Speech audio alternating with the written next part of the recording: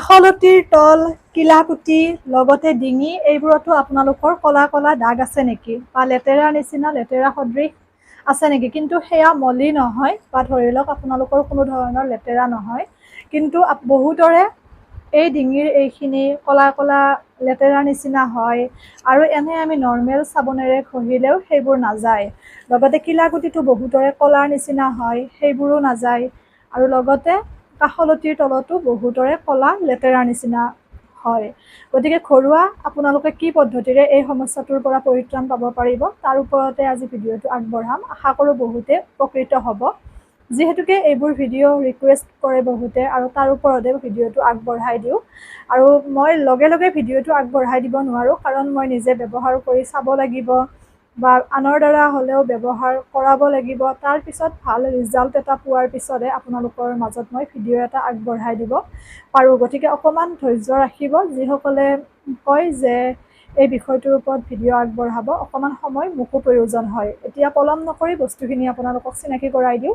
গোটেইখিনি বস্তুৱে নেচাৰেল বস্তু, ঘৰুৱা বস্তু, কোনো ধৰণৰ ছাইড ইফেক্ট নাই। গতিকে আপোনালোকে নিশ্চিন্ত মনে ব্যৱহাৰ কৰিব পাৰিব আৰু সৰুৰ পৰা ডাঙৰলৈকে সকলোৱে পাৰিব।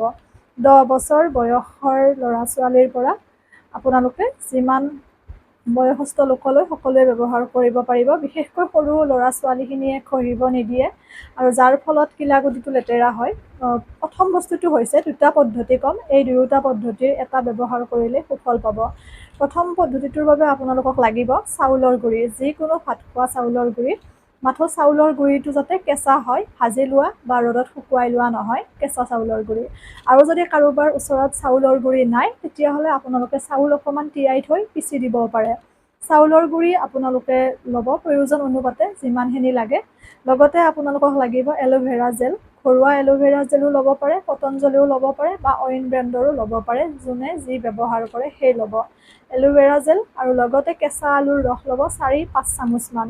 কেঁচা আলুটো খুব সুন্দৰকৈ বাকলি গুচাই পেলাই ধুই লৈ আপোনালোকে ৰুকনিত ৰুকি দিলে, চেপি দিলে ৰস ওলাই যায়। তেনেকৈ আপোনালোকে 4-5 চামুচমান ৰস উলিয়াই ল'ব। আৰু লগতে আমাক লাগিব তাত তুলসীৰ ৰস। তুলসীৰ ৰসে বিভিন্ন দাগ নোহোৱা কৰাত সহায় কৰে। তুলসীৰ উপকাৰিতা বহুত, হয়তো বহুতে ক'ব পাৰে তুলসী লগাব ভাল নালাগে, কিন্তু বিভিন্ন মেডিচিনত বা তেনেকৈ আমাৰ মুখত লগোৱা ক্ৰীমত বহুততে তুলসী, মহানিম তিতা এইবোৰ বস্তুৰে ব্যৱহাৰ হয় বা ফেচ ৱাছত। গতিকে সেইটো একো বেয়া লগা কথা নাহে, যদিহে আমাৰ তাৰ পৰা উপকাৰ আছে। তুলসীৰ ৰস ল'ব 3-4 চামুচমান। এই গোটেইখিনি বস্তু খুব সুন্দৰকৈ মিহলি কৰিব। মিহলি কৰি যিহেতু চাউলৰ গুড়ি থাকিব, অকণমান স্ক্ৰাবৰ নিচিনা কাম কৰিব। আপোনালোকে খুব সুন্দৰকৈ ডিঙিটোত এনেকৈ মাছাজ কৰাৰ নিচিনাকৈ দিব আৰু কাষলতিৰ তলতো মাছাজ কৰাৰ নিচিনাকৈ দিব। লগতে কিলাকুটিত বা আঁঠুত য'ত য'ত আপোনালোকৰ কলা কলা তেনেকুৱা দাগ আছে, তেনেকৈ 5 মিনিটমান সময় আপোনালোকে মাছাজ কৰিব। এনেকৈ মাছাজ কৰি সেইখিনি আপোনালোকে 30 মিনিট সময়লৈ ৰাখি দিব। গা ধোৱাৰ আগতো কৰিব পাৰে, তাৰ লগাই পেলাই যিকোনো কাম কৰি থাকিব।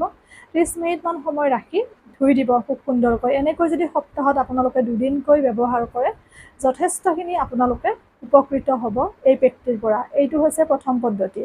এতিয়া আহিছোঁ দ্বিতীয় পদ্ধতিটোৰ বাবে। দ্বিতীয় পদ্ধতিটোৰ বাবে আপোনালোকক লাগিব মচুৰৰ দাইল। মচুৰৰ দাইল অকণমান তিয়াই থৈ আপোনালোকে পিচি ল'ব যিমানখিনি প্ৰয়োজন হয়। আৰু যদিহে মচুৰৰ দাইলটো পিচিব দিগদাৰ হয়, শুকানে শুকানে মিক্সিত খুব সুন্দৰকৈ গুড়ি কৰি থ'বও পাৰি। মই সেইটো অৱলম্বন কৰোঁ। গুড়ি কৰি থৈ পেলাই লগোৱাৰ 10 মিনিটমান আগত অকণমান তিয়াই দিওঁ, মানে অকণমান পানী দিম নৰ্মেল, যাতে বস্তুখিনি সিজি যায় গুড়িখিনি।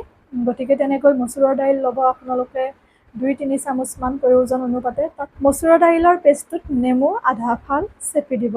চেপি দি তাত আপোনালোকে ব্যৱহাৰ কৰিব মৌ জোল, যিটো আমাৰ হানি। মৌ জোল আপোনালোকে এচামুচ ল'ব আৰু লগতে কেঁচা আলুৰ ৰস ইয়াতো এচামুচ ল'ব। লৈ পেলাই ধুনীয়াকৈ পেষ্টটো বনাই ল'ব। বনাই পেলাই আপোনালোকে ডিঙি, কিলাকুটি, আঁঠু বা আপোনালোকৰ কাষলতিৰ তলত য'ত য'ত আপোনালোকৰ লেতেৰা আছে মলিৰ নিচিনা, সেই সকলোবোৰ এনেকৈ স্ক্ৰাব কৰাৰ নিচিনাকৈ কৰিব। কৰি 10 মিনিটৰ বাবে বা 15 মিনিটৰ বাবে ৰাখি দিলে হ'ল। মচুৰৰ দাইলটোৱে অকণমান টান টান লাগিব, সেইটো একো ডাঙৰ কথা নহয়। আমাৰ স্কিনখনো টাইটনিঙত সহায় কৰে। কিছুমানৰ বয়সৰ চাপ পৰি যে স্কিনখনো মানে সুতুৰা পৰাৰ নিচিনা হৈ যায়, তাত যদি মচুৰৰ দাইলৰ পেষ্ট আপোনালোকে লগায় সপ্তাহত 2 দিনকৈ, তেতিয়াও আপোনালোকৰ স্কিনখন টাইটনিং হ'ব, টাইট হ'ব। আৰু আপোনালোকে এই পেকটো মুখতো এপ্লাই কৰিব পাৰে, কোনো ধৰণৰ ক্ষতি নাই। গতিকে আশা কৰোঁ ভিডিঅ'টোৰ পৰা আপোনালোকে যথেষ্টখিনি উপকৃত হ'ল।